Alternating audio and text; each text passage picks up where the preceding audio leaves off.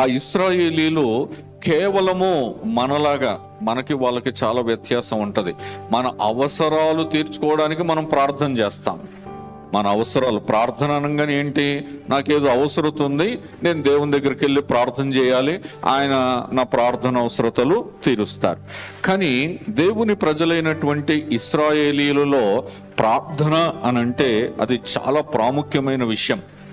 దాంతో వాళ్ళ జీవితాలలో, వాళ్ళ ఆధ్యాత్మిక జీవితంలో ప్రార్థన అంటే ఏమిటి అనంటే దేవునికి దగ్గరగా చేరుట.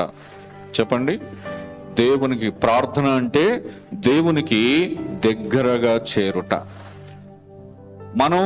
మన ప్రార్థన అంటే నాకు కడుపు నొప్పి పోవాలి, నాకు గర్భఫలం రావాలి, నాకు ఉద్యోగం రావాలి, నాకు పెళ్లి కావాలి, ఇది. కానీ ఇశ్రాయేలీలు వారు ప్రార్థన అంటే దేవునికి దగ్గరగా